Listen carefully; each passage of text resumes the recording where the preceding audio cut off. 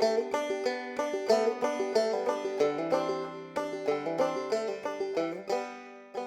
I'm Sequoia with Project Tree Collard. I'm here in Berkeley, California during the time of shelter in place with COVID-19. And I'm here doing this video today to talk to you about propagating tree collards from cuttings. So first, in this scenario, I'm going to pretend that you have just opened the cuttings that you've purchased from us. And then in the second part, I'll talk about propagating them from other people's plants or other situations. So if you've just unwrapped 3 or 4 cuttings from us, they will look something like this. And they're already cut at an angle. But I'm asking, since they've been through a journey, to cut off the very bottom, maybe 1/4 of an inch, just so you have a fresh start. Now, I also want to add that there's a couple options. Since we're under lockdown and many of you are really trying desperately to grow as much food as you can ASAP, you can turn your 3 cuttings into 6 cuttings. Or you can just have them be 3 cuttings if you have like a small patio or a small gardening space. So first you get your potting soil in a container. I'm going to try this one. Tap it down so the air comes out. And if you're going to use the whole cutting, you just press it in and press down. And after watering, that's done. If you want to make it into 2 cuttings, this one has 1, 2, 3, 4 nodes. Those are the little parts where the leaves used to be, and they sort of leave a heart-shaped impression from the shape of the leaf.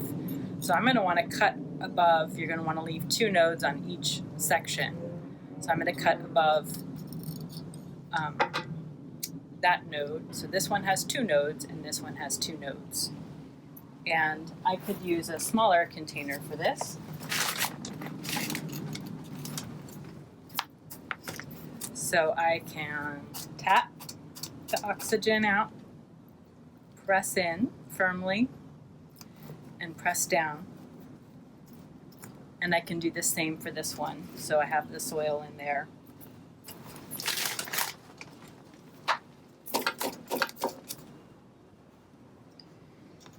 Press down.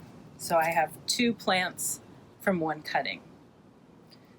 The one on the right has the tip on it and the one on the left doesn't. So the one on the right is going to end up like this, with a tip and the leaves on the top.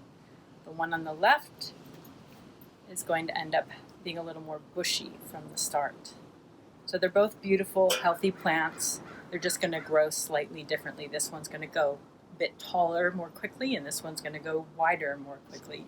There's no right or wrong, but it's just 2 different ways of doing it. And I think these times call for thriftiness and ingenuity with the situation. So of course you're going to want to water. I didn't do that. And I'll talk in a bit about just general care once you've gotten to this point. So here are some other cuttings. Let's say you got them from a neighbor or a friend or a community garden. We're going to want to remove the leaves first. And you can eat these. You can give them to a neighbor or friend. I, pre-COVID, was taking them into a homeless shelter and donating them by the boxful. Now I'm giving them away in the neighborhood that I live in. So here we have a C-shaped cutting.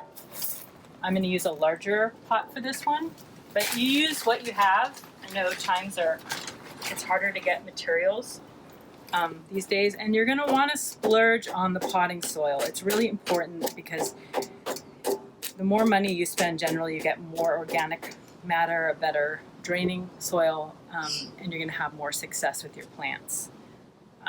With this one, I can go ahead and stick it in on the side and make it go more vertically. And even though it looks curved now, it's not going to ever become straight, but it's going to find its way up vertically. So I'm not at all concerned about the curve, making it strange, and this way it's more interesting anyway. And then I have just a really large cutting here. So again, I'm going to cut off the leaves. The leaves are generally better eating in the cooler months of the year. In the summer, they can tend to get a little bit more aphids and pests, but they're still good. And I think they're sweeter in the winter, and they're definitely more purple in the winter. So here I have a very large fat cutting, and you can see above where I cut off the nodes, the leaves, there's a node. So the leaf cut leaves this little heart shape, and there's the little node. So again, I can go ahead and propagate this in one fell swoop, or I can cut it in half. So the bottom part has 3 nodes, and the top one has 1, 2, 3, 4, 5, 6, something like that. So either and both could be planted. So here, we'll go ahead and put the top one in.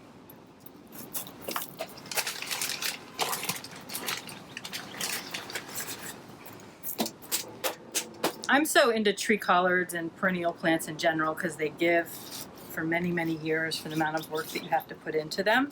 So this little bit of work can produce so much food for so many years, and I just find that so wonderful. Plus, I love how you can share this plant with other people, either through giving away the abundant greens to neighbors and friends or the community, or through sharing the cuttings. So here we've got these guys going.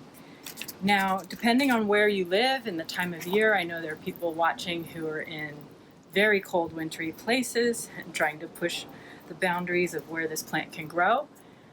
You're starting them indoors or maybe under grow lights, and I don't know so much about that since I'm here in California. I do them in a greenhouse, and it's a relatively mild climate here.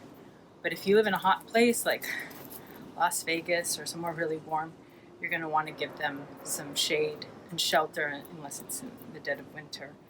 And if it's in the dead of winter, no matter where you are, you want to give some, frost protection and cold protection to your plants.